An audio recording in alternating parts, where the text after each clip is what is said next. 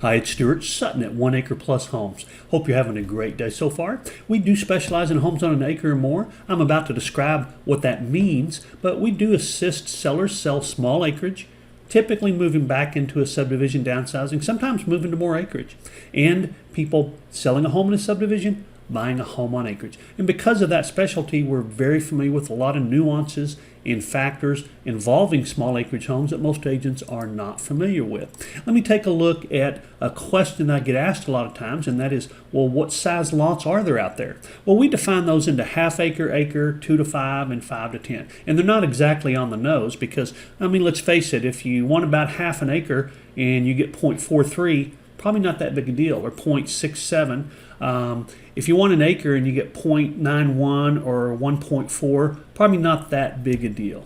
So this is how we define these. The 2 to 5 acres, as you can see, 1.5 to 5, 5 to 10 acres, 5 to 10, and then half 0.4 to 0.79 and 1.8 to 1.5. So that's kind of how we define it for statistical purposes.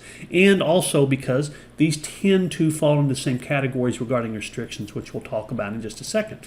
So what's available out there? Well, if you want a home on about half an acre, and although we are oneacreplus.com, we do see a lot of people who decide, well, you know what, half an acre is okay. Gives us more elbow room, more space. We're not right on top of our neighbors like we were in our past subdivision. So a lot of people do revert to half an acre as being an option. 1 Acre Plus does offer just a little more space and a little more privacy.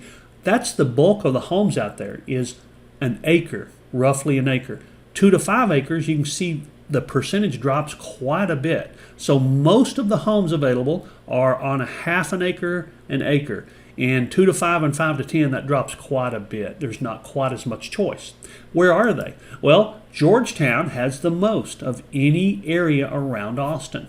Liberty Hill is second. It's been discovered the prices in Liberty Hill a few years ago were quite a bit better than Georgetown, but there's not much difference anymore. Leander, Dripping Springs, Bastrop. Now, these are the top ones. There are also quite a few others that are very well located. Round Rock doesn't have very many, but there's a few very select areas in Round Rock and in Cedar Park. Hutto has a good selection. Taylor, you've got Kyle and Buda, Driftwood.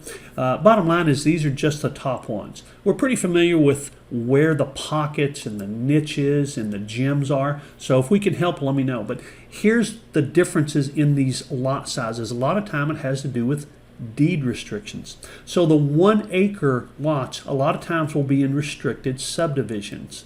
And you won't be able to do things like park a boat or an RV. You've got to really kind of look for and be aware of what areas allow that.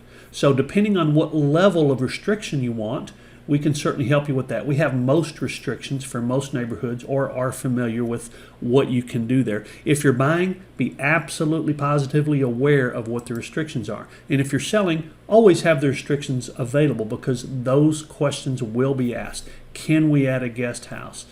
Can we have more than, can we raise dogs? Can we, all kinds of different things like that. So anyway, if we can help in any way, of course, let me know. We're familiar with the niches, the locations, the restrictions, things like that. And remember, it's your choice, so make it a powerful day. And if we can help in any way, be sure to let me know. Thanks so much for your time. Bye-bye.